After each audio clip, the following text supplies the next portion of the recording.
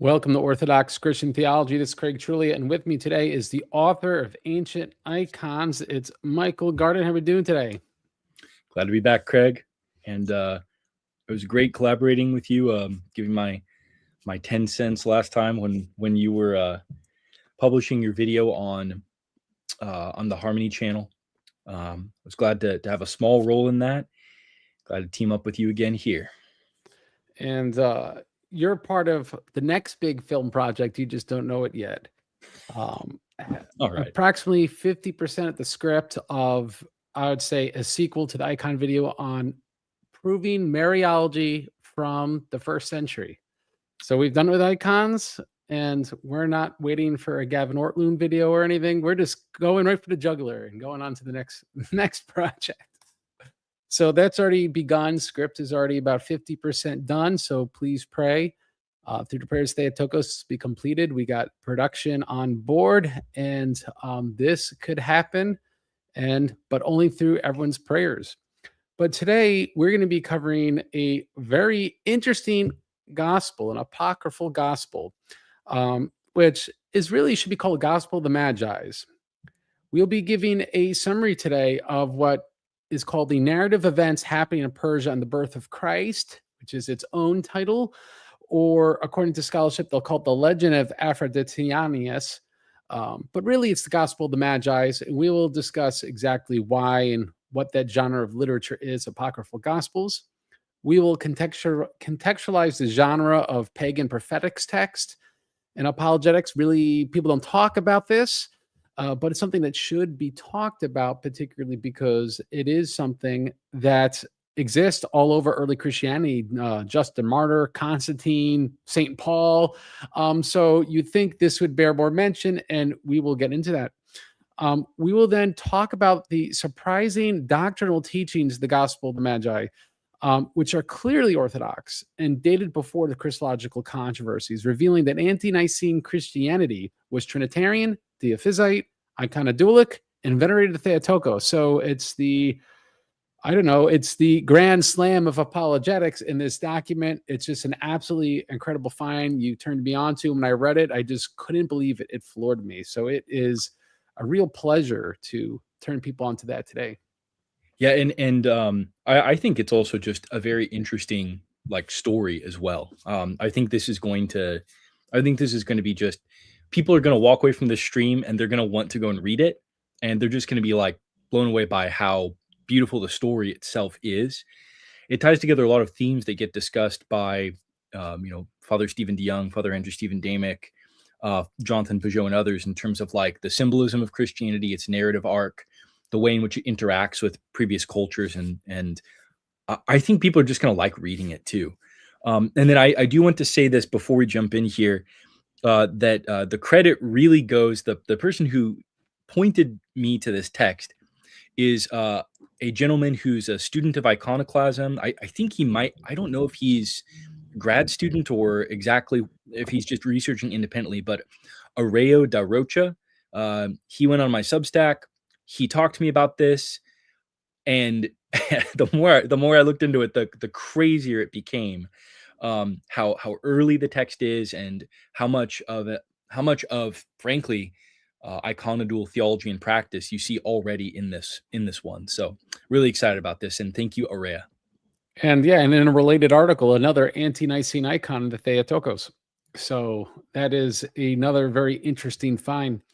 But before we get started, I really, really want to encourage people, like the video, subscribe to the channel. And if you haven't, donations are down. Usually they're up during Lent, but not this year.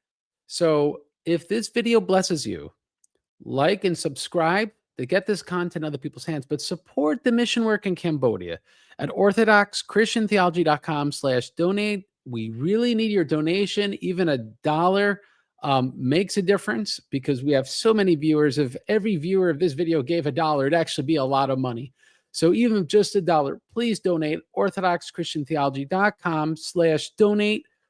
Below are the links: PayPal, Venmo, and for those who would be gracious enough to be monthly subscribers on Patreon, please support the missionary work in Cambodia. And because I can't say this enough, the quote, Valeriu Gafencu, anyone who believes but is not a missionary has not yet known the beauty of faith. So I really want to encourage you to take part in missionary work yourself and to discern that, or to support the missionary work if you cannot take part hands-on. If you're considering being a hands-on missionary, orthomission.com, the Prophet Daniel Missionary Movement, is organizing. Please sign up. We could hook you up with a mission, and talk to Father Felipe in the Philippines, Father Ambrosi in Trinidad now, of course, Cambodia. And we want to organize evangelism in America, in Great Britain, people domestically, though, particularly we're in North America for the Prophet Daniel Missionary Movement at orthomission.com. But consider, pray, reflect, being a missionary. Don't just spend all day on Twitter or wherever else.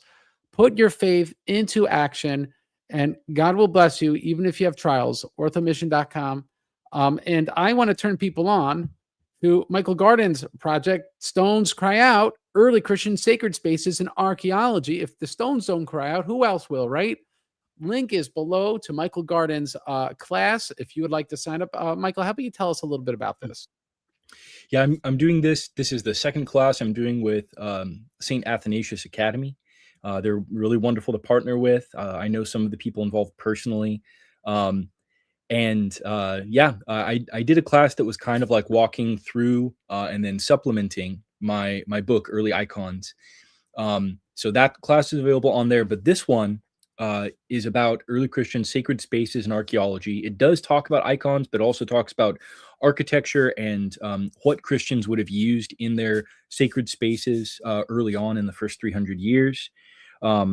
We're going to start with the New Testament and respond to the idea that the New Testament kind of gets rid of the idea of sacred space. And we're going to look at Dura Europos. We're going to look at the Megiddo Church, which I'm currently writing a book on.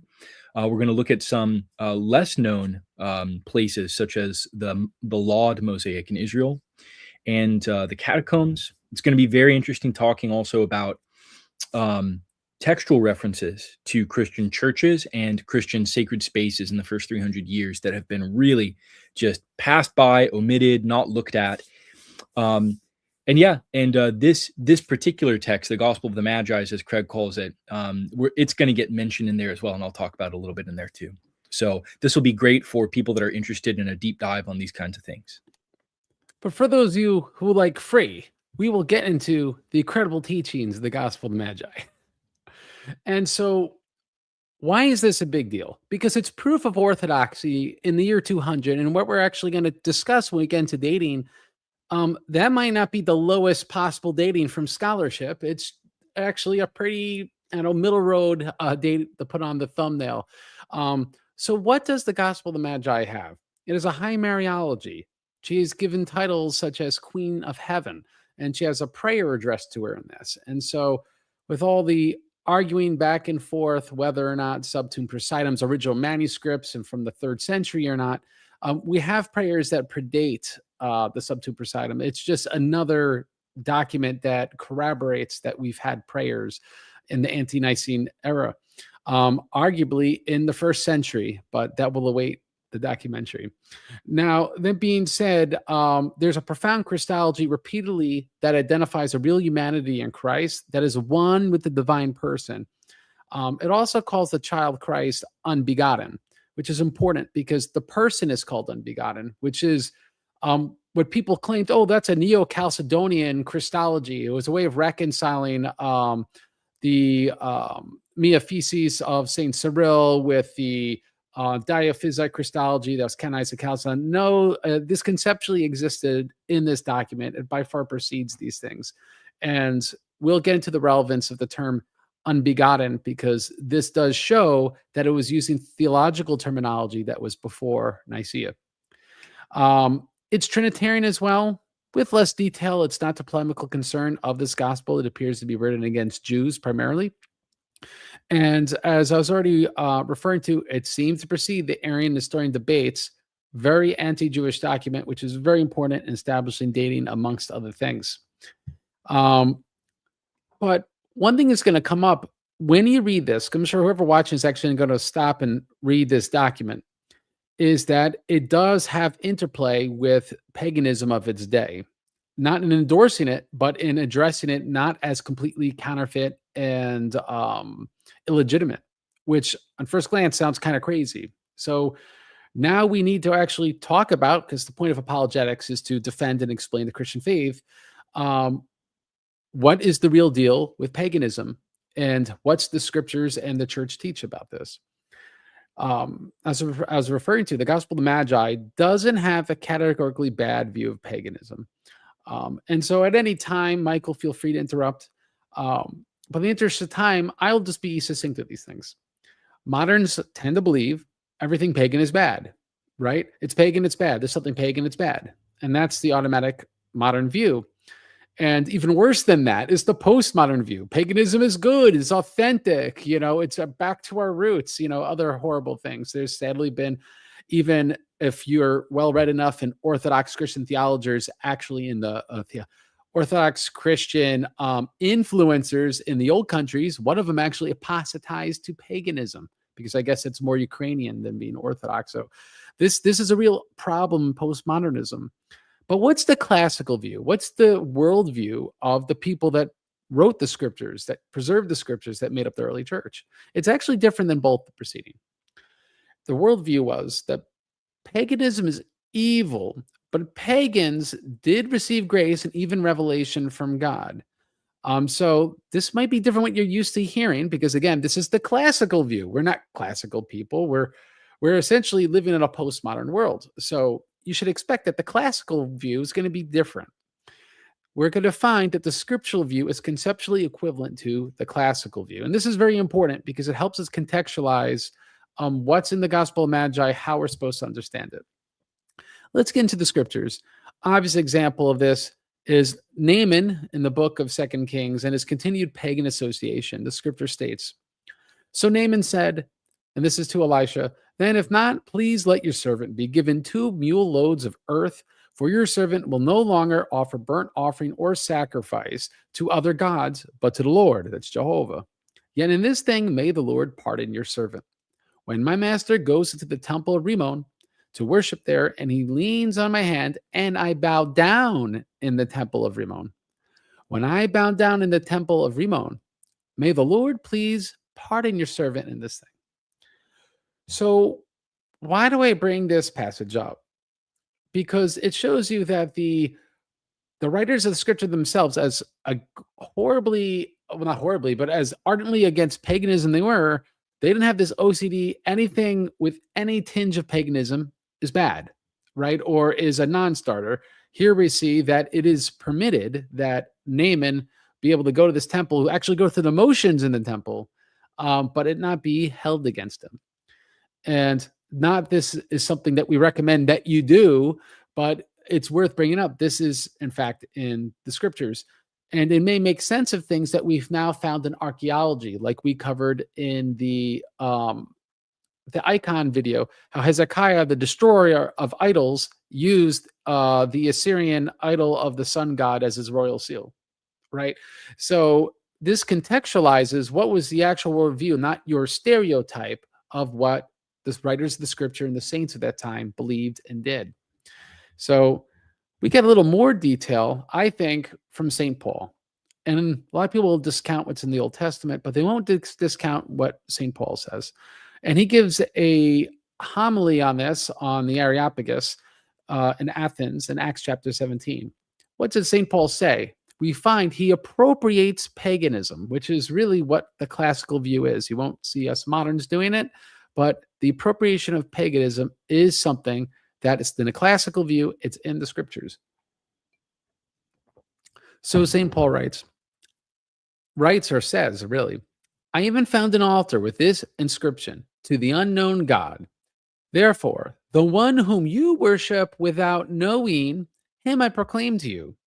They should seek the Lord in the hope that they might grope for him and find him, though he is not far from each one of us. For in him we live and move and have our being, as also some of your own poets have said, for we are also his offspring." So this is very interesting for 2 reasons. One, he says that the pagans are worshiping God without knowing. They're not, but they're worshiping idols. But St. Paul recognizes there is some sort of actual worship of God going on.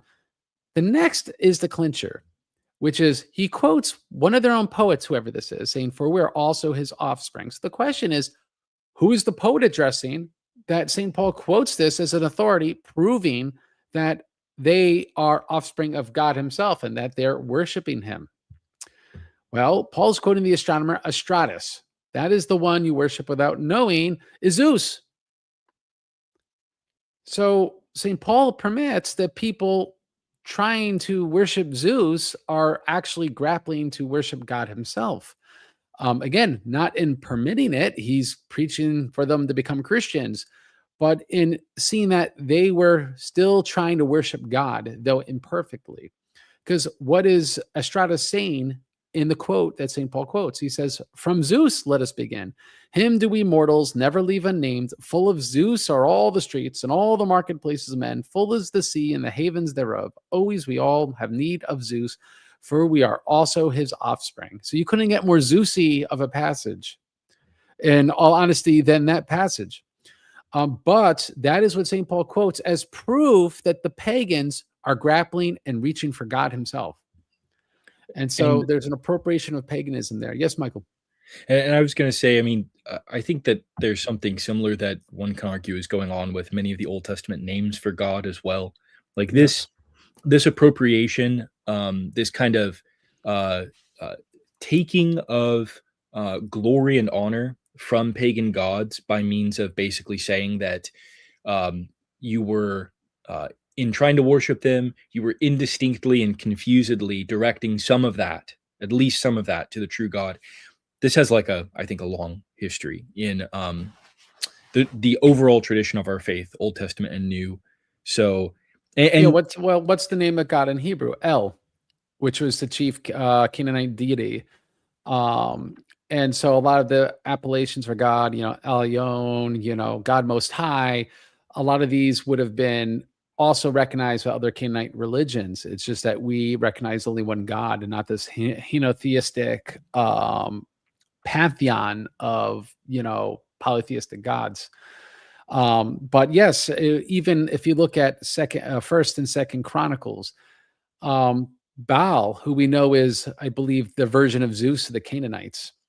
Baal is the name of pretty much like all of Saul's children is this Baal, and it's changed to Bosheth in First and Second Samuel because the Jewish scribe was scandalized, like probably some listeners to this are scandalized by the name of he's naming his kids after a pagan deity.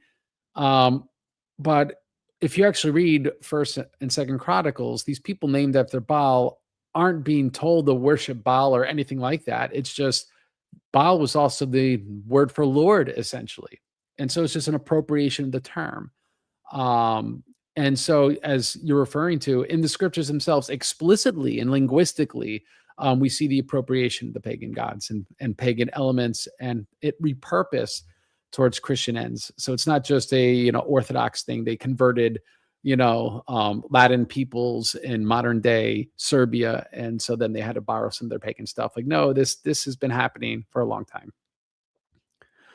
So let's get into a legitimate Christian source that we could all kind of agree that, we'll go by what this guy says, because you don't know the author of the Gospel of Magi. I don't know the author of the Gospel of Magi. The question is the author of the Gospel of Magi writing within an Orthodox Christian circle or not? So consider this on paganism from Justin Martyr in a second apology. He says, Christ, who was partially known even by Socrates, for he was and is the Word who is in every man, and who foretold the things that were to come to pass, both through the prophets and in his own person, when he made of like passions and taught these things. Not only philosophers and scholars believed, but also artisans and people entirely uneducated, despising both glory, fear, and death, since he is a power of the ineffable Father, not the mere instrument of human reason. So this is very important because one, it proves my point that Justin Martyr, like St. Paul, sees that, they're reaching for these other gods, but they're partially knowing the true God in this process. Again, this is what Justin Martyr says. You don't have to agree with Paul or Justin Martyr. I'm just telling you what they say. But he goes beyond like the typical philosopher's trope, right? Like St. Augustine learning Neoplatonism and doing the meditations and having experience of the one. And right, like maybe it's only accessible to the truly learned. He goes, no, even all the stupid common pagans in trying to be faithful were by experience trying to experience God. And so he even applies this to, so to say, the uninitiated, the people that aren't just the philosophers. It's not just like Plato was a secret Christian and that sort of stuff. That he extends this logic because it's by experience to everyone, which again is a very orthodox idea, this sort of um, theology by experience versus this theology by discernment, where let's say Thomas Aquinas could read Aristotle and almost give you Roman Catholic doctrine just from Aristotle. This is a very different approach that Justin Martyr had. But as we could see, very much with that classical view of paganism that we're laying out beforehand. And this brings me to a neglected source, but a source that must be brought up, and props to who's a Roman Catholic apologist that bad Isaiah chapter 22 argument. He's a smart guy. It's just a bad argument. Yeah, Swansona. Yeah. Swansona. Well, Swansona did write a very good article on Catholic.com. So I want to give credit. I don't want to give credit for his other bad stuff, but that stuff, ball out of the park. God bless you. And it turned me on to, through you, of course, Mike, so you got to see this article on the Christian sibling oracles. And again, it's something where you read Dante, you read Augustine. When I was reading the Council of Nicaea, the first one, you'll run into the sibling oracles, but again, it's never talked about in Christian apologetics. And so, time that we do. So let's talk about it. The sibling oracles were pagan prophecies, of course, but then Jews and then Christians made prophecies to appropriate these oracles as vindicating monotheism. Some of these prophecies could have even predated Christianity, so that's why people argue they're Jewish. Or it could have just simply been a pagan author sometimes really getting close to these kind of Christian and Jewish ideas. It's kind of really just guesswork when they try to date when which oracle was and when the next oracle was. Constantine thought they're 3,000 years old in 300 AD. So it shows you that the ancients thought they're ancient. How old they really are, I'll go by the mainline thesis into Evangelist Nicopolos proves otherwise. That these were early Jewish Christian forgeries that were done and complete by around 150 AD. Now, the issue then is, if you are believing like Justin Martyr, if you're believing like St. Paul, why wouldn't God send prophecy to the pagans? Is the question. They're reaching for God. They're grappling for God. They sometimes get very close to the things of God. And so within that classical worldview, it's not totally out of line that the pagans could get some sort of prophecy, just like the Jewish high priest said, it's better that one man die for the people than the whole nation perish. It wasn't because he was faithful he had that prophecy. So this is something that makes sense within the worldview. I'm not asking you to believe the sibling oracles. I'm telling you that they're forgeries. But the point is, they're early forgeries relevant to the world, this classical worldview, being that they say that they stopped writing these at 150 AD. Now, Catholic Encyclopedia has a good quote on this. These were quoted by the early fathers, Christian writers, Justin Martyr, Athenagoras, Theophilus, Clement of Alexandria, Lactantius, Augustine. So we can't just ignore these things if they're quoted by authors as authorities. And here's my favorite. Constantine then quotes it against Arius, saying that it is prophesied against Arius that he be condemned. And I remember reading this and being floored. And so the quote Constantine, he says, Arius Manus was foretold and prophesied 3,000 years ago by the Erythraean Sibyl. And if you actually read what's quoted, it's pretty out there. It has nothing to do with Arius. It'd take an extremely hopeful reading to come to this conclusion. But what's this reveal that's relevant for this discussion? Is that Constantine viewed the Sibyllines, provided they were consistent with Christianity, as authorities. Right? If you're quoting its prophecy saying it condemned you, it's like quoting a prophecy like, or a part of the scripture, the Old Testament, that there were 318 people of Abraham, and that equals the people in Nicaea. It bestows upon it some sort of prophetic authority. And so, again, this classical worldview, which is mainstream, Justin Martyr, Theophilus, Augustine, Constantine, is part of this classical worldview that you never hear apologetics talk about. That's why we got to talk about this. So this begs the question, was Constantine insane? All right, well, let's address this. The Erythraean's Sibyl's oracle includes an acrostic. So the acrostic literally states Jesus Christ, God's Son, Savior, Cross. It's quoted by Constantine elsewhere. It's also quoted by Augustine.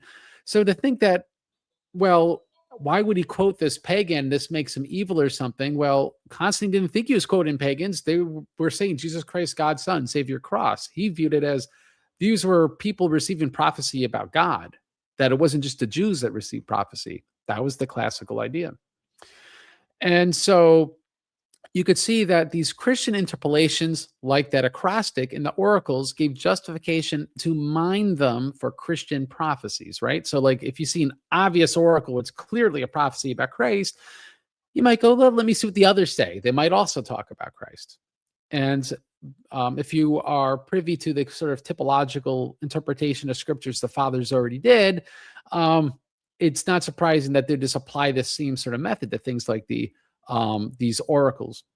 Now, despite these oracles being probably ante-Nicene forgeries, they are consistent with Paul Justin's view of paganism, and that's what's really relevant here. But how about we get to what we know for a fact is pre-apostolic, a pagan prophecy that's very famous, and this is Virgil's fourth Eclogue. All right. It's mentioned. It's why Virgil in Dante's comedy is Dante's divine guide. He's considered a righteous pagan that did foresee the coming of Christ. So, because that was mainstream Christian view until the modern era. All right. And so, if you actually read this fourth Eclogue, well, we'll discuss what you think, if it's really a spot on prophecy or not. What's it actually say? It speaks of the virgin, an infant. This infant discontinues an era of iron, which appears to be a fulfillment of prophecy in Daniel chapter 2. He speaks of the new race that is glorious golden, which appears to be about Matthew chapter 13, 43. He speaks of the earth without culture. Dear boy, bring thee gifts for thy childhood, which appears to be about the Magi. Cattle won't fear lions, or like the lion will lay down the lamb, like we see in Isaiah. The boy will partake of the life of gods, which, though not explicitly about being a god, it at least approaches this. Even though, interestingly, speaks of how the gods are somehow inferior or even beaten, to quote it, by this little infant. So somehow he partakes the life of gods, but he's superior to the gods. The birth of this child from this virgin that discontinues the era of iron. So this, in many respects, you could see, and we know is rightly ascribed to Virgil, sounds like a prophecy that is in some respects, if you are honest with yourself, a little more accurate with a lot of the Old Testament prophecies that are quoted in the Gospel of Matthew to prove certain things. And so what do we make of this? What were these pagan prophecies? Well, here are our options. Or they could be a bunch of pagan nonsense, right? Just a bunch of stuff and just happens to align. And, we might retool some things like life of the gods and go, well, he didn't really mean gods there. It's not polytheistic, but in reality, it probably was polytheistic. So it's just a bunch of pagan nonsense. So that's one way we can interpret it. Another, and this is what I'm more sympathetic to, is that there are iconiums for living people. And iconium means like a very lofty praise of someone. Or pagan heroes, which only out of context could apply to anything Jewish or Christian. Right? So like we as moderns see this literal stuff, life of the gods, this and that. We're like, oh, wow, this sounds almost like Jesus. But then you realize they talk about a lot of people like that. It was just a way of praising the birth of a child in the most grandiose way possible. And Virgil, again, great poet. That's why Dante wanted to walk in his footsteps. Poetically was just saying these really great things about this person. And us moderns don't appreciate ancient encomium. So could this be one of those? Of course, we have to take that into consideration. Then is this appropriated pagan nonsense, right? So it's not pagan nonsense, but you could appropriate this thing. I'd say certainly that's one way we could treat it.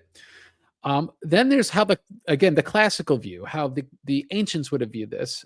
The pagans were getting some, but incomplete revelation that they distorted into something more pagan, right? Like, so imagine you're a pagan. God, for some reason, because he's God, sends Virgil a prophecy. And he's like, I don't know how to understand this thing. And so when he takes this accurate prophecy, it comes out with certain pagan elements. So that's possible. just like the stuff in the book Revelation. Are half those things helicopters and things that weren't invented yet that St. John saw and he didn't know how to describe? We don't know. So that's a possibility. And then there's the last, that they say what they say, and were allegorical prophecies of Christ. And this is, again, the classical view would be between pagans getting some but incomplete, or especially with the fourth eclogue. This is a prophecy of Christ. There's no doubt this is a prophecy of Christ, is how they would view it. And so these are our possibilities, and I'm not going to answer them for you, but this is the spectrum that we have to deal with these things. But I'll give you my opinion. And I believe that the Sibylline oracles written by Jews and Christians to reflect monotheistic thought and apply their authors thought the pagans were looking through a glass darkly, to quote 1 Corinthians. So it was a way of Christianizing, Judaizing, and appropriating these things. And I think other oracles not written by these people require more hopeful reading, which I believe also includes the fourth eclogue. But that being said, that's my humble opinion. You're not wed to it. And really quick, I'll just throw out there that I think there is still a way to kind of, even if we take that view, to still save the early Christian move of appropriating these things, because I mean, one thing you could basically say is, look, like the early Christians couldn't have appropriated and modified something that was complete trash to begin with.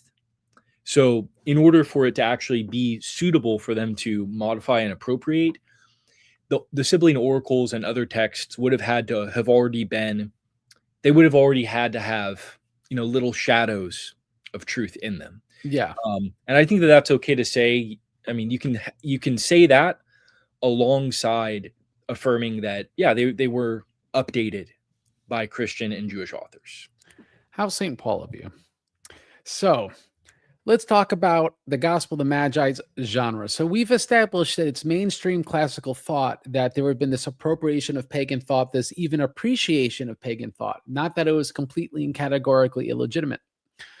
And so one would expect that this would find some expression in certain Christian texts, especially during that era. Now, the Gospel of the Magi itself is a story written as an apocryphal gospel. The Golden Age apocryphal gospels clearly took place after the real gospels were written and before the canon became firm enough where you couldn't just write something and then it would actually find its way into a church. So between that time, there was times where some of these things like the Proto-Evangelicum of James, Shepherd of Hermas, which is kind of like a apocryphal continuing prophetic text, would actually be read in churches. They were read liturgically. They almost, in a sense, attained to canon. In fact, Gospel of Magi would have been one of these.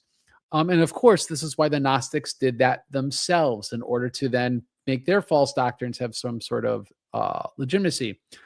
But why is this relevant? Because it gives us kind of an era of dates, right? Would be 2nd century to 3rd century is really the golden age of writing these documents. And after that fact would be starting to get a little old to expect a document like this to be written. Now, that said, after the canon was solved, but and this gospel still existed, the question is, well, what do we do with this thing? And so it was still popular, but its popularity was maintained either as a history written by an early Christian author. I think his name was Philip Acede, if I remember his name right. That, well, it's a history, and so we retain this because it's a history. Because, right, we don't have false gospels in this church. That'd be a terrible thing. So they would maintain as a history. But the other was, as we see St. John Damascus considered it, a pagan prophecy, right? You already think the fourth eclogue is a prophecy. You already think the Sibylline oracles are prophecy. So if you call this Christian document a pagan prophecy, in some way, it makes it more legitimate than something falsified by Christians, right? It makes it a true document that's prophetic versus a document that pretends to be prophetic of Christian origin. So this is one of those ironies where a modern, right, we find it more compelling because, like, oh, this is probably around the year 200 or so, a document written by Orthodox Christians that proves Orthodox doctrines. But more impressive to the classical thinker was this was written by a pagan, though we're going to find it clearly was not. I want to just point out, just like today, especially if you're watching this, you have to be into this a little bit. This sort of idea that the truth is in the mysterious East. So the author definitely plays this up a little bit. It adds appeal that if we look to the East, we could find things that would be missing in our knowledge base here. And that's where we'll get into it points people towards. And this was common in the Roman world. You know, the Mithras cult was a Persian cult, and a lot of Persian imports and things to this effect.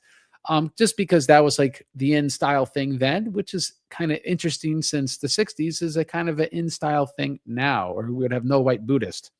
And I think if white people saw real Buddhism back in Asia, they would not be too impressed. But I digress. That being said, let's try to get a firm dating for this document. And Julius Africanus is credited one manuscript as its author, which is now lost, and he wrote around 200 AD. The inscription to Philip pertains to him quoting it, and it's early 5th century, 420 at most, which means the gospel predates him if the now lost history included it. So that's worth pointing out.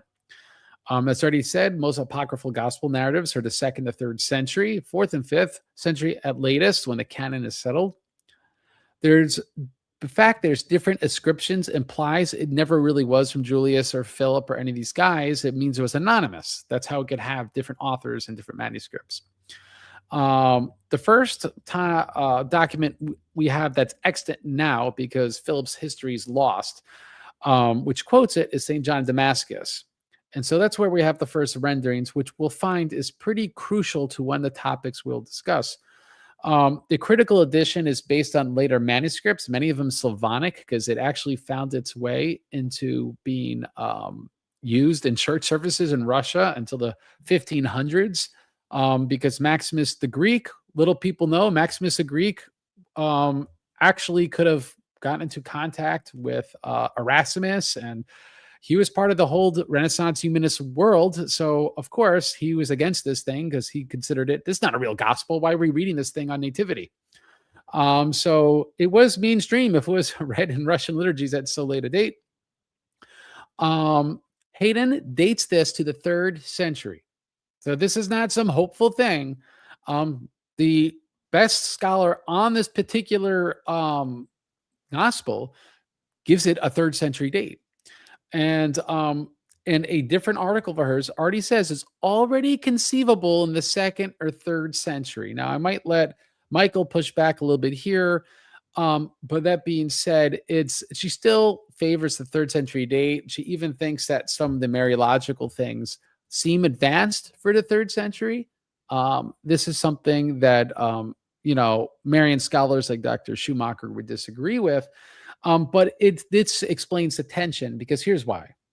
Put plainly, the document itself reads like as advanced as a document from the 2nd century, like the Proto-Evangelicum of James. So you read it and you go, well, it sounds like it could fit in the 2nd century, but then you see how advanced this thing is. It almost becomes, well, it can't be that early. It's just too advanced. And so then they push forward the date. So it's a kind of bias to push the date beyond what all the ascribed authors and what the context actually demands. But that being said, the only positive date that Hayden actually ever lands on is 3rd century. And hence, this justifies the number 200 in our thumbnail. So I will leave my comment there for the moment if you want to add anything, Michael. Yeah. So I'll read. Let me read the passage where this scholar Hayden, who's, like Craig said, seems to be the main scholar publishing in English on this text, and she's publishing like very recently, like the past 10 years. She has multiple articles and book contributions on this. She basically contributes a lot to books that are collections on the apocryphal gospels with commentary, New Testament Apocrypha. So this is one of her quotations where she talks about the text. Now I'll read through this and then give my comments. The parallels to the cult of Dea Syria could be traced to an origin in the 2nd or 3rd century, the heyday of the sanctuary of Dea Syria in Hierapolis. This early date is supported by the close similarities with the epitaphs of Abercius from the early 3rd century, in which the motifs of spring, fish, and food occur in a similar way as in the legend. that is to say, the legend of Aphroditanus, the Gospel of the Magis. In addition, the interest in Jesus' childhood and the discussions about his divinity were intense at this time, as apocryphal writings like the Proto-Evangelium of James, as well as other sources, show.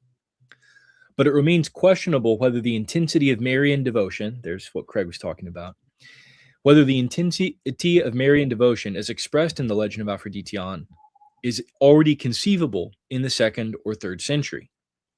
Overall, it cannot be excluded that the legend of Aphroditan, similar to the doctrine of Addai, was composed in the 4th or 5th century using older pre-Constantinian material, especially in the first part of the text. Okay, so a couple things. So first of all, the only reason that's really being given for doubting that this is a 2nd or 3rd century text, that is to say from the 100s or the 200s, is, like Craig said, it's just the question of whether or not the teachings about Mary and the prayer addressed to her is too advanced. And so, Craig, you'll tackle that later. But Yes.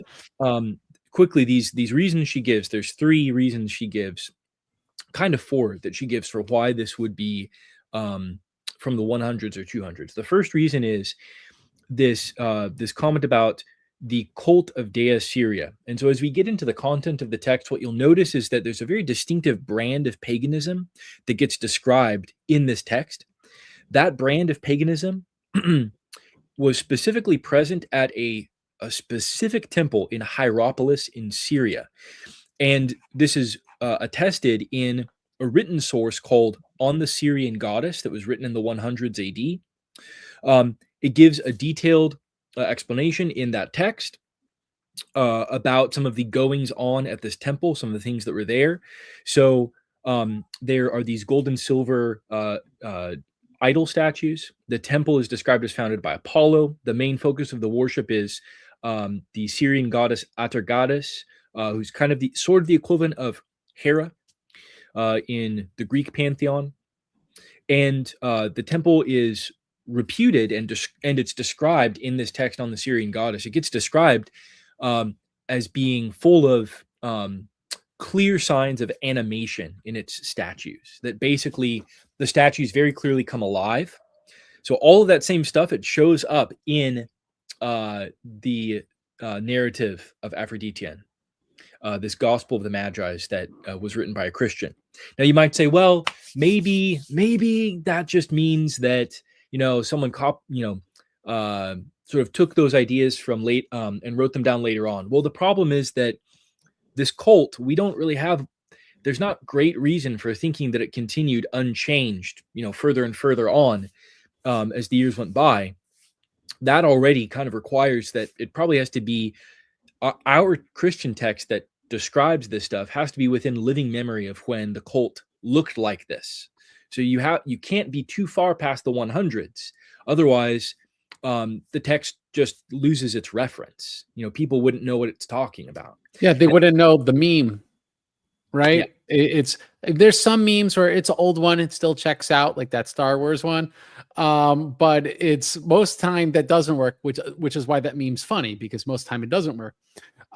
So that being said, that's a very good reason why all the eternal evidence this lines up actually earlier what she's saying, and the only firm dating she gives is 3rd century, but she permits for 2nd century, and it requires other Marian scholarship to come to show no, this is not too advanced. All these distinctives exist in other documents, which will be covered in the future documentary and, God willing, published work. But yes. Is it okay if I make a couple more comments before we proceed? Sure. I'm going to grab a cup of water while you do that. The other thing about the description of the cult in this, Hayden notes that there's certain things about how it's described that don't seem like they could have just been carried over from this text on the Syrian goddess. It seems like it requires the emphasis upon the idea of source or fountain that you see in the text.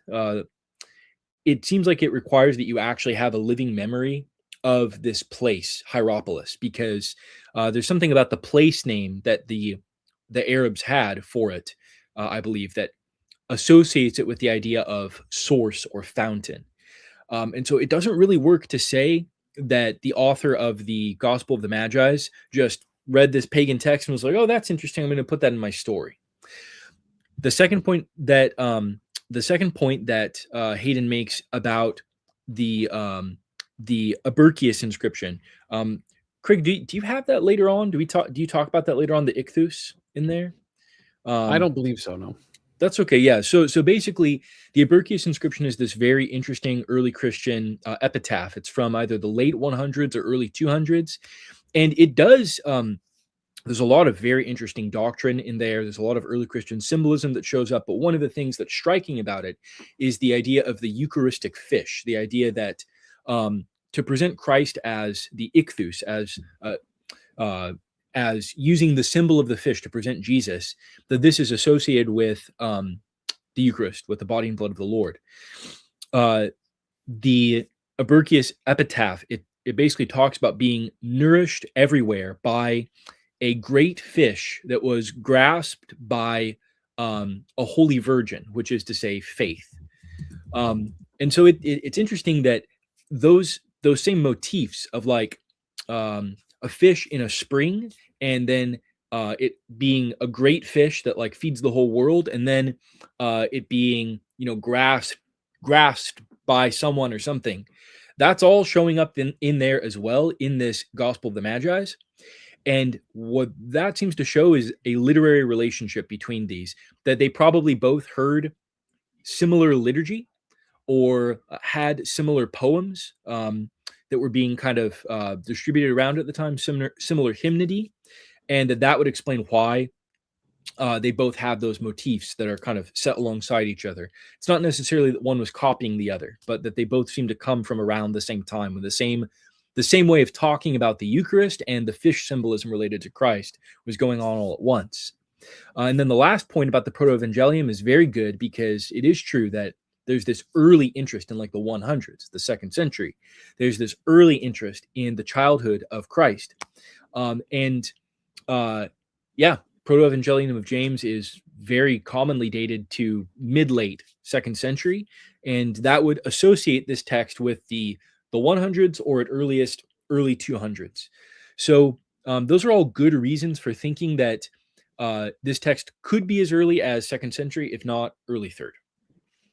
I think what we're going to see, just like there was a time where most of the New Testament was being dated to the early 2nd century, and now mainstream scholarship and the majority of scholars have now chiseled away those decades back to the traditional dates, that we're going to see this continuing chiseling away with Mariological documents earlier and earlier and earlier. And the thing that's interesting is that the documents that aren't studied by Marian scholars, but studied by the scholars of Gnosticism and other branches of scholarship, early Christianity, for example, will conclude these documents are even 1st century, because they're not concerned about the 2 sentences about Mary. They're concerned about this other stuff. So it shows you that we become too reticent to jump the gun when it comes to dating something early enough because it happens to be about Mary. We get much more guarded about it. And what you're going to see is, as more and more evidence comes out and gets connected together, that those dates are going to get earlier and earlier and earlier, just like what happened in the New Testament. And so that's just something to bring up. And it's harder to explain. It's harder to explain the literary references and the stylistic motifs and the phrases. It's harder to explain that stuff and say, oh, that stuff, it just happens to show up in this text that's actually much later. That kind of stuff, it's much easier to say, well, the reason this text has those features is because it's early. And then to conclude from that, well, I guess these doctrines were there earlier on. That's just the easier explanation. Now, I know you told me about your hunting trip in Zaire and you bagged that lion, but where did he get the unicorn? It's for my 3 kids. My son is the lion, middle daughter is the unicorn, and the youngest is the swan. So there you go. There's an eternal iconographic tradition, like the gospel writers starting in the garden residence. So that being said, Let's now get into a summary of what occurs in this gospel and why you should care. The gospel starts with Persian temples. So in this apocryphal gospel, say there's more than one that have the name of Christ allegedly, and they're spoken about. His name is spoken among pagan priests, and words of him are inscribed. Right. So obviously, we see this sort of analogous situation to the sibling oracles, and being that we know that the scholars believe the Christian and Jewish ones were coming out in the 1st and 2nd centuries.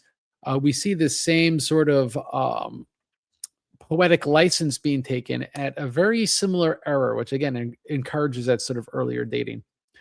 We see that the Persian king in the next chapter asks for a dream interpretation, which again, it's very common in the Old Testament, so common trope from a pagan priest, because what other priests are there in Persia in the Magi's time?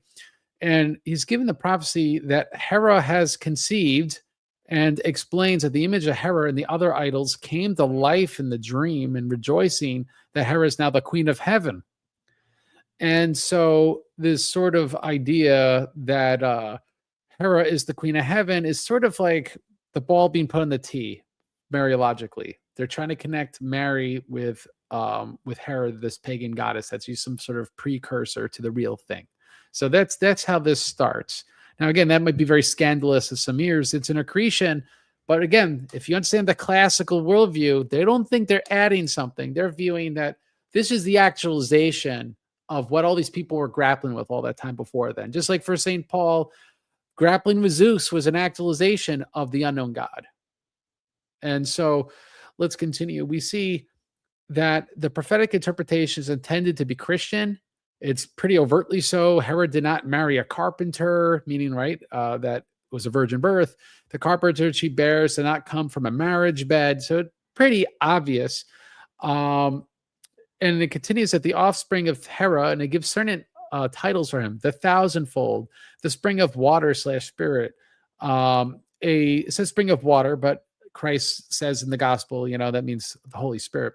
A single fish containing divinity, which sustains his own flesh. So again, fish being Christ.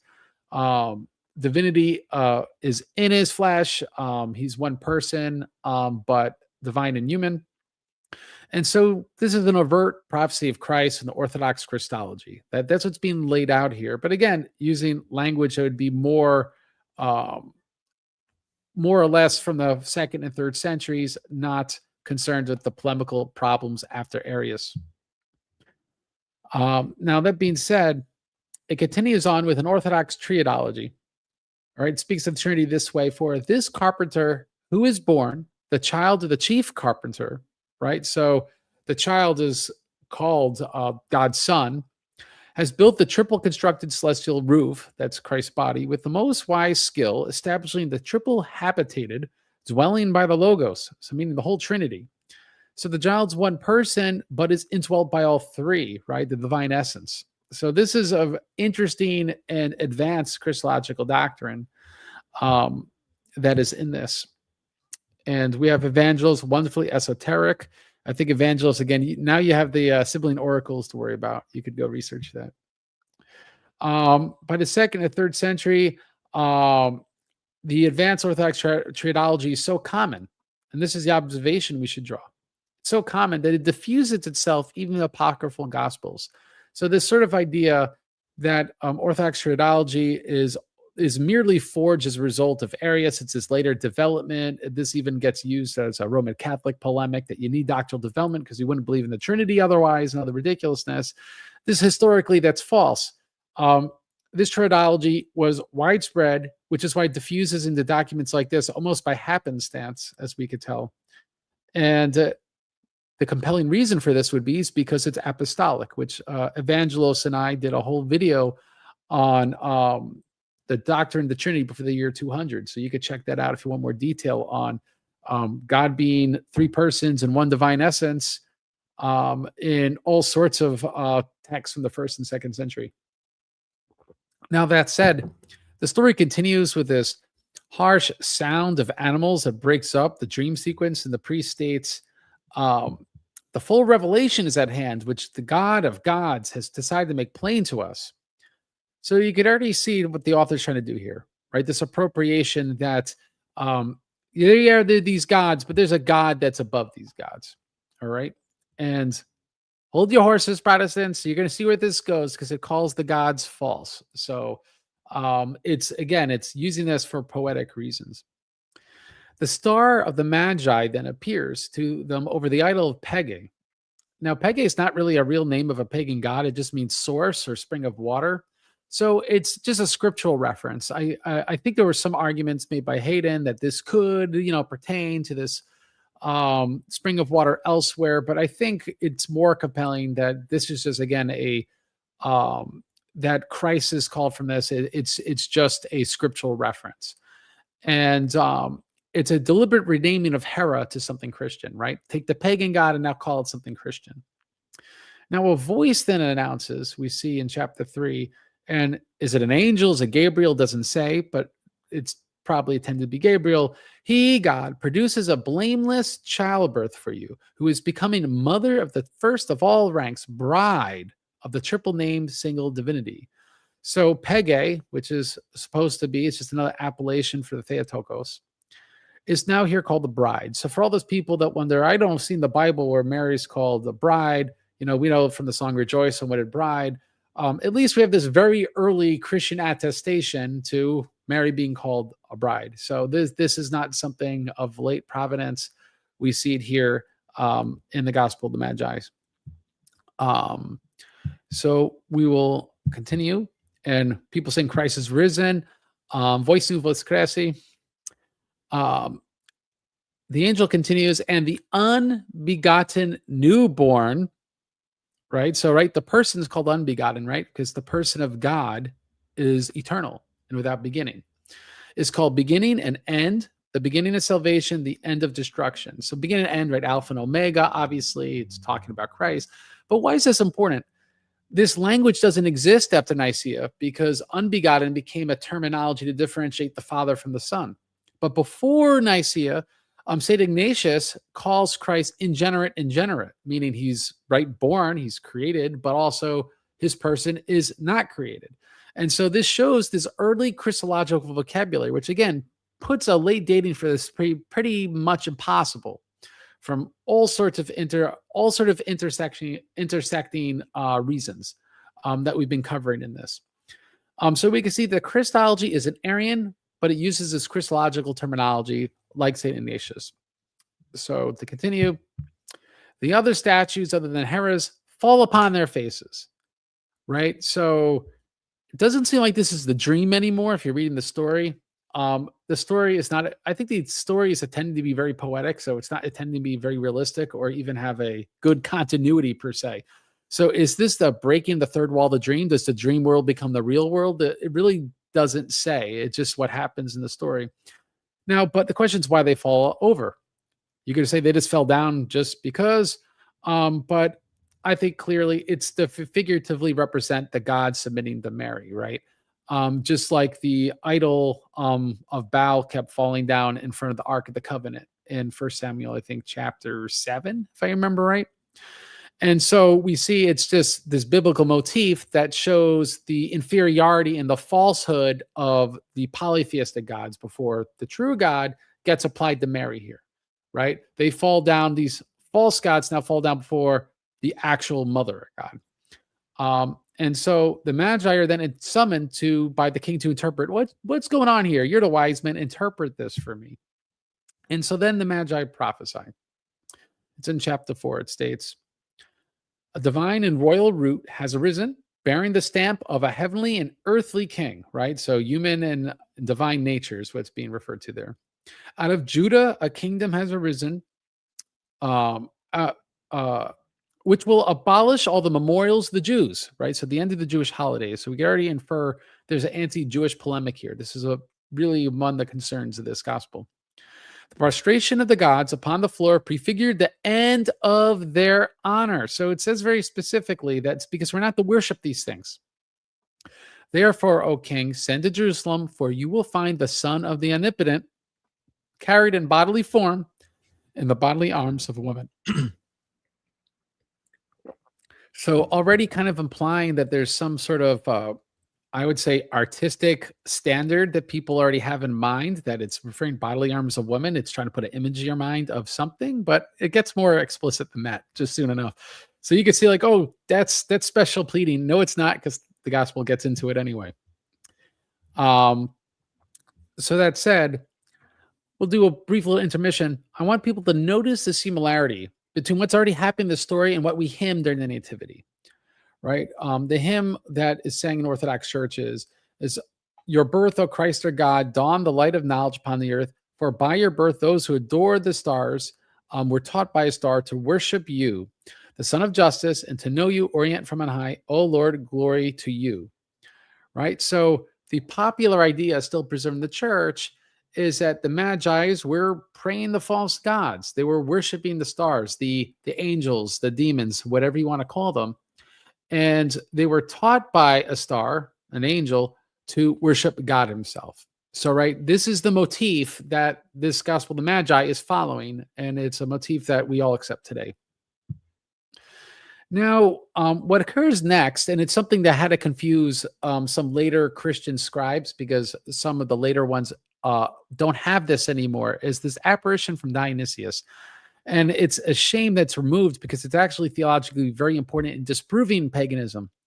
But you could see why, if you live in a world with pagans, you might want something that disproves paganism. While if you live in a world where paganism's pretty much gone, you might find this as pretty pagan and not want it there anymore.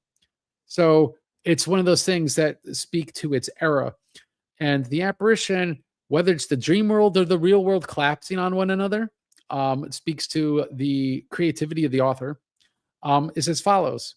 He talks to the idols and says, Pege, he's speaking to Mary, is no longer one of us, but she stands far above us. This implies that the pagan deity was replaced by or foreshadowed Mary. And in some respects, it shows how Christians baptize their pagan traditions. We have something that foreshadowed Mary. Now we could take those things and appropriate that under the real Mary. And you go, well, I don't like that, but we do this stuff a lot. Christmas trees, there were trees used for pagan purposes, not in the way that some of the false urban history stuff says, but there is some truth to it. There's Koliva, obviously, that's used in Orthodoxy, which does have pre-Orthodox origins. There's halos in art that most people aren't offended by that come from Apollos. There's a lot of things like this that we accept in Christianity, that we'll baptize and appropriate things that could be used in a Christian way. Even the word God, theos, was used of pagan gods before it was ever used of the true God. And we're already speaking of that being used, the name of the Baals and the things being used of God in the Old Testament. So it's just another example of this appropriation of something previously pagan. Now, Dionysius addresses the priest now. It's not said if it's in the dream, as follows. We, he speaks for the pagan gods, are going to be exposed as false by an acting person, or by a real person, that's Christ. So we could see the poetic function here being betrayed, right? That it's not that this is supposed to be a real Dionysius and these pagan gods are really dancing. Like, that's not the point of this author. He's using this as a poetical way of them to refute themselves. That's what's going on here.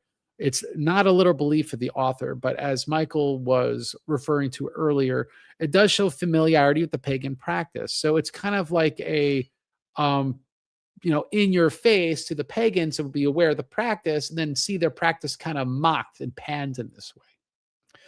So that said, Dionysius continues, one and one only has received his proper honor. So his point is God alone is to be worshipped. So it's like putting in the mouth of the pagan gods that only God is to be worshipped. And just checking our time, because we got only a few more minutes of Michael. So we're going to keep plugging ahead. Dionysius continues, he recreates the ancient image, meaning Christ is the new Adam. And this is an emphasis in Christ's true humanity, which is interesting considering a lot of this is anti-Jewish polemic where they had no doubt he was human, but this speaks to its opposition to Gnosticism. And so for those that go, it's a Gnostic accretion, this is a detail which shows the author was actually concerned that this not be Gnostic, that this would refute Gnosticism. And then on top of this, this speaks to dating. How late could this be where the concern is against the Gnostics? So just another important thing. Dionysius continues, To Gentiles and foreigners, salvation has come. Rightly do the females dance and say, Lady Pege, and this again, referring to Mary, spring bearer, is Christ is spring. You who have become mother of the heavenly light giver, right? Mother of God. Remember your servants, dear mistress. So here we go. An obvious ante-Nicene reference to a prayer to Mary in an Orthodox text. Again, mostly neglected in these conversations. And as I said, the dates of these things are going to get early and earlier, and these sources become more and more numerous. My latest count was 22 or 23 ante-Nicene references to Mary in this respect. So it's a very high number once you start getting to the weeds of these things. So the story then has the Magi sent out and then speaks of what they say when they return, effectively their gospel, right? This whole buildup is that they give the gospel according to their perspective, which is the point of all these fake gospels, that it's the perspective of Philip, it's the perspective of this guy, that guy. And so this is the gospel of the Magi's. Now, that said, the anti-Jewish polemic comes out. They say, the Christ, the Son of the Most High, is born, annulling your law in your synagogues, in your face, Jews. Then they say, they, the Jews, implored us to accept their gifts and to conceal this from their country. So, again, try to describe why the Jews don't believe because they're corrupt in some way. And the Magi's continue, you say we should take the gifts to conceal the things that have been manifested by celestial divinity and neglect the orders of our own king, meaning the angel. Or do you not know what an experience you once had with the Assyrians? They became afraid. And so this implies a West Syrian origin because there's some ethnic pride coming out in this document because it was originally in Greek, but there were West Syrians writing in Greek. East Syrians would have wrote in Aramaic. That said, the Magi's then see the Lord, who is a 2-year-old who acts quite normally in a charming way, and Mary, who attests to her virginity naturally because they pretty much interrogate her and she kind of humbly answers their questions. And upon her humble questioning, then they give these grandiose exclamations. Mother of mothers, all the gods of the Persians have called you blessed. Your glory is great, for you are better than all renowned women, and you have become manifestly more queenly than all queens. So what's the point of this? The pagans had what they call the Queen of Heaven. And so they're saying, no, she's not a real god because we just heard before, they're not gods. They're false gods. This is the real Queen of Heaven. So this is part of this anti-pagan polemic that this gospel is making. But we could see that these titles, like Mother, Mothers, Queen, more queenly than all queens, which is a reference to Queen of Heaven, shows you these titles were already being attested, ascribed to Mary in the 2nd or 3rd century. Otherwise, it wouldn't find its way in the source. It's not the first place where it was. Mr. Mike. And one other thing to note, lest there be a an accusation of like, oh, well, this is just showing, Mary's just simply turning into the equivalent of a pagan goddess. Notice this language of her becoming manifestly more queenly than all queens. It implies that not that she is a divinity, but rather that she's deified by Christ. So it's exactly like what we would say as Orthodox Christians, that yes, she's elevated to participate in divine life, but she's a human person. So. Yes, we are not against her being only divinized by grace. She's not a fourth person, the Trinity, in any respect. Now, that said, it then gives a historical description of the Lord and Mary, which is very interesting. So it gives one, maybe if not our earliest description of what they look like. It says, the child, having apart the likeness of her who bore him, right? It makes sense. Like he'd look like his mom. So it shows that's what they believed about that. And then they say, for she was small in stature, even when she stood upright, and had a delicate body, wheat-colored. And she had her hair bound with a simple, very beautiful hairstyle. And so what's interesting about this is that her tomb is 3 cubits long, or 4 foot 6 inches. So her small stature is something that's archaeologically backed up, and it's in the earliest description of her physical body. That she is not a tall woman. She did not look like a Nordic goddess or anything of that effect. She's wheat-colored, typical skin color of the Levant. She was not ostentatious. So women, if you want to be godly like the Theotokos, You don't want to have ostentatious hair, which also St. Paul warns against, because neither did the Mother of God, according to these people. But she wasn't against having her hair done nicely. So there you go. A very beautiful hairstyle. Still woman. And that being said, her humble appearance, I think, is to draw a serious contrast with the idols, those silver and gold idols, which had been very lavish, which would have been dressed very lavishly, which would have been very hypersexualized in many respects, particularly Aphrodite. And so this is something that was meant to draw this contrast between the true Queen of Heaven versus the false pagan Queen of Heaven. So very interesting employment of her description. But then we get an attestation to an icon. So again, just the more that's why it's laughable when, remember that one Roman Catholic apologist was trying to say that St. Gregory of Nyssa wasn't talking about an icon. It's like, dude, there's so many icons before the late 4th century. Why are we even arguing about this?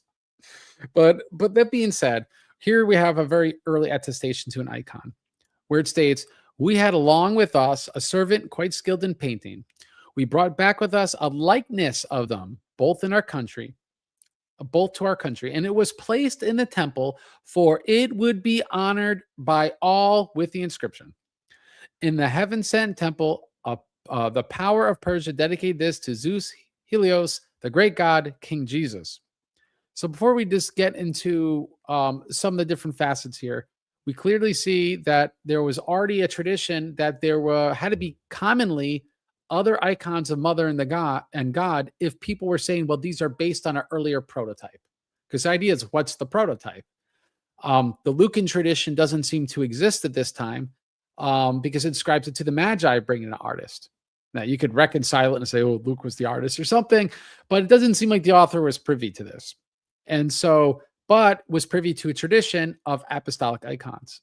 And so this was a belief already in the 2nd century. Also, the fact that it would be honored by all, one could say this shows veneration. This is the earliest rendering of this passage. It's in St. John of Damascus, but also it could be considered a variant because it's not found in some of the later, much older versions of this. But also, I'd say someone could also interpret this to be like, well, the inscription is what's honoring it, right? Not that it would be ascribed honor because of what that says here. And we'll get to the inscription for the moment, but I will add one other thing. And this is something that Hayden acknowledges and common sense demands. If this icon now replaces the place where Hera, the idol, was, the point of the icon being there is that the devotion showed to the idol now gets directed to the icon. This is something that Hayden recognizes and is very clearly the point of this happening here. So it wouldn't be disingenuous to say that this is proof of icon veneration, because that is the point of this detail. So that being said, I don't know if there's anything you want to add before I give an apologetic for this otherwise scandalous title of Zeus Helios. Yeah. I'll just throw in a couple of points here. So first of all, it's very interesting and significant that, number one, this is a portrait image. It's very clearly meant to actually provide the likeness of Christ and the Theotokos. Number two, very significant and interesting that we have the same kind of art showing up in the Roman catacombs at the same time. So in the catacombs of Priscilla, there's a Christ and the Theotokos image with probably the prophet Balaam indicating a star above their heads. On screen? Yeah, thanks, Craig. So people could see that prototype did exist, and here's one of them. And the scholar Fabrizio Visconti, scholar of the catacombs, he dates this to the early 200s. So I think he says either around 240 or 230 AD. So we're very close in time to that. We also have in the 300s. I don't know if the scholar who writes on this would identify it as early or late 300s, but firmly considered by the scholar that I know of publishing on this icon on the left here, sometimes called the temple icon, because the man who discovered it or bought it from Egypt or however exactly he got a hold of it. His last name was Temple, but that image is from the 300s. So, What a buy. yeah, right. And so the point is that this type of image, it's not a like later development. It's something that exists very early on in Christianity, and now we have with the Gospel of the Magi's, we now have literary reference to something that's there already in early Christian archaeology, which is really cool. And eminently considered common. So like these two icons wouldn't be, one-offers. It's just totally random. They're what has existed from the sands of time of something that was prevalent. Yeah, and there are other images of Mary, such as there's likely one at Dura Europos. There are others from the catacombs, but yeah, all that to say, yeah, what this shows is not, oh my gosh, there are 3 examples of icons of Christ in the Theotokos from the first 350 years of the church. Rather, what this shows is actually no, this is probably quite numerous. We just have only these traces left over. I'd also point out that what we have described here in this text is a votive use of images. What's happening with the portrait icon of Christ in the Theotokos that probably looked similar to the one on the left? What we have going on here is a dedication of the image. The image is being placed in the temple with the specific intent of addressing Christ and honoring him through that action. So the idea is that there is prayer happening through the image. There is conversation with God happening through the image. That's what's meant by a votive object. To call an object a votive object basically means that it's dedicated in a holy space to some sort of holy being, such as a god, an angel, a saint, a hero, and it's dedicated to them as a way either of requesting assistance or as expressing thanks. And in this case, it's probably an expression of gratitude. So because of that, this is a reference to the veneration of an image in the fact that it has that votive dedication. There's also the fact that it's placed in a kind of special elevated space. That is in and of itself also reason for saying that this is an act of veneration. So I have a quote. This is going to be very interesting. This is actually from one of the scholars that our dialogue partner, shall we say, Gavin Ortland, loves to quote Father Richard Price and his translation of the Acts of the Second Council of Nicaea. So here's this quote by Price from that text, and then I'll give some comments on it. Hans Georg Thummel has rightly observed that there was no clear boundary between setting up an image and venerating it, or between venerating the one imaged and venerating the image itself. Setting up an image was itself an act of veneration, and veneration of the one imaged would then be performed in front of the image. In this way, the very existence of icons, images that present a holy person to the beholder, is prima facie evidence of cult. That's on page 6 of Richard Price's work. So notice what he's saying is that he and this other scholar, Thummel, accept the idea that the very act of setting something up, setting an image up in an honorable place, that this is an action which directs honor to the prototype. So it's viewed as an actual instance of veneration. And he says also that the fact that it would be set up in honor is indication that further acts of veneration would be done. Now, right there at the end of that Price quote, here's my fourth reason for, or I guess you could say third reason for saying this was venerated. Price alludes to something else. He says, the very existence of icons, images that present a holy person to the beholder, is prima facie evidence of cult. Now, what he's basically referring to here is an idea that's quite common in scholarship of early Christian art, that there are certain categories of images which, within their cultural context, are fairly well defined and have a specific use, namely that they are just understood as being venerated. They are images of the honorable types.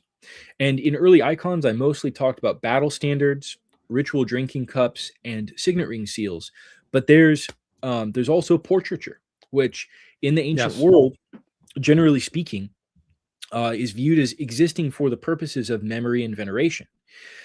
And what Price is saying is, look, the minute you find evidence that a portrait exists, you have evidence that veneration was done, because portraits were fairly well defined at that time in terms of their use, and basically part of their definition was veneration. Here's And another example. I'll quote Robin Jensen, yep. a phenomenal and famous scholar of early Christian art and iconography.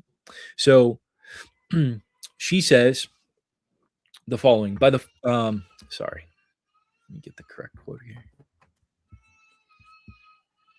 Yeah, with Jensen, the whole idea is that if it's on a portrait, it had to be venerated. And so the interesting thing is Jensen allows for, from the 2nd century, participatory art that was prayed towards and looked towards during prayer. But she doesn't consider it veneration because it wasn't a portrait. And she's only aware of portraits from the 4th century. So what the Gospel of Magi shows is that portraits are not just 4th century, they existed before then, which means then the veneration practice, she acknowledged, existed before then as well. Now, I'm not sure I'm going by memory what I've read in Jensen, but by all means, the quote's in front of you. You've got it. I mean, that was exactly right. But here's what she says, and this is from her recently published book, From Idols to Icons. Portraits have special functions and power. They serve to represent a being, whether mortal or divine, rather than illustrate a story or symbolize an idea. By presenting the model's face to the viewer's gaze, they engage the viewer in a distinct manner, making eye contact, as it were, and even seeming to look back at the viewer. This prompts the viewer to address them, or to feel affection or fear, for instance, as if the images were actually the person they portrayed. Encountering a model's portrait face to face is entirely different than looking at a narrative image depicting a historical event or mythological scene, as pleasing, inspiring, or edifying as that may be.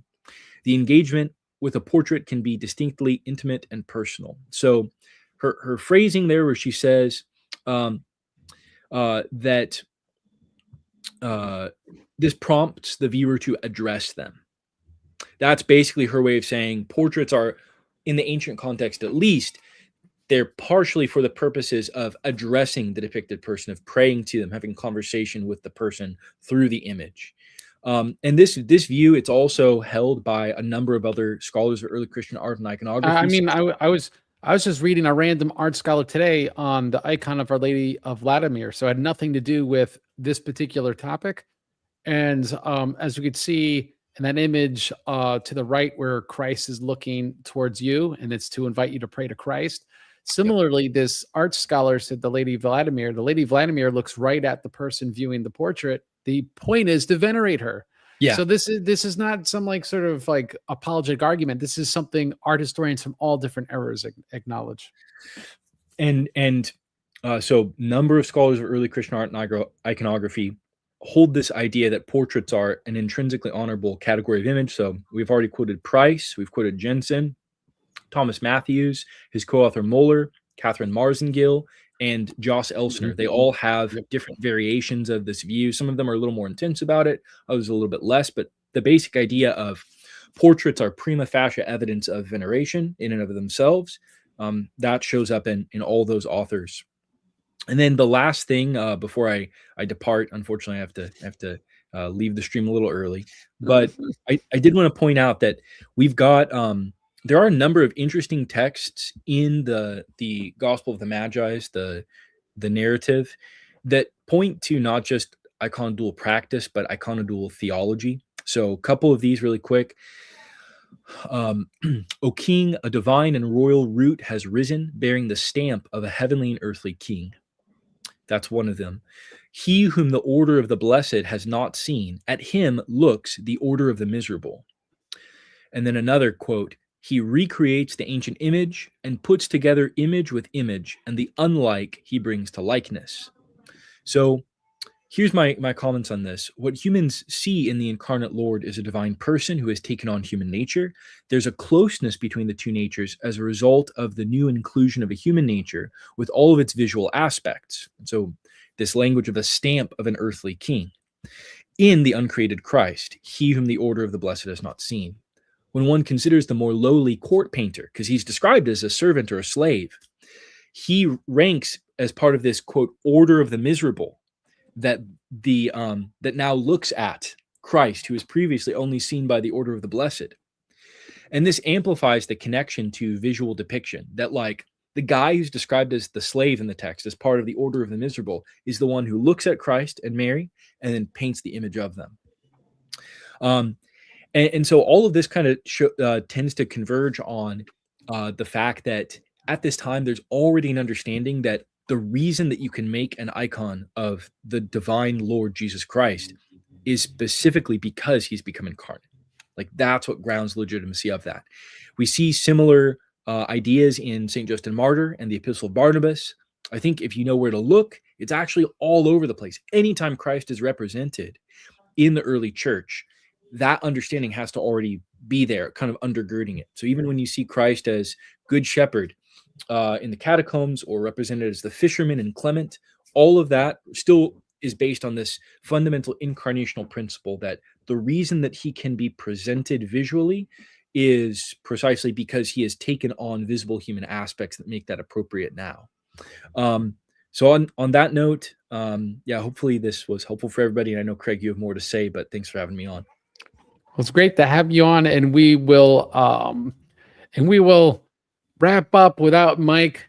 And so we'll say goodbye to Mike, and we will keep going. So as we're saying that there was already a tradition in the second, third century of there being icons from the first century, and this is similar to Eusebius' claims in the early 4th century. So this just adds to the sources of people that acknowledge that there were these early icons. We know that St. Hippolytus, in Refutation of All Heresies, accuses the Gnostics of having counterfeit icons of the Lord, which then begs the question, is that because there were real ones that really came from the beginning or not? And so we start having a lot of sources coming together that make this claim that the understanding of Christians in the 2nd and 3rd centuries were that there were icons preceding them because they have been apostolic. As we were discussing, these icons were portraiture and venerated, and we can see that Zeus is presented with the St. Paul lens. That's really no different than what St. Paul did in Acts 17, is what this Gospel of the Magi is doing. So that said, the Magi's loftily boast the child as God, in which Jesus, after being flattered so much, smiled and leapt and just acts like a normal child, which is actually quite a cute exchange. Mary's then honored, and Mary then shows the Magi.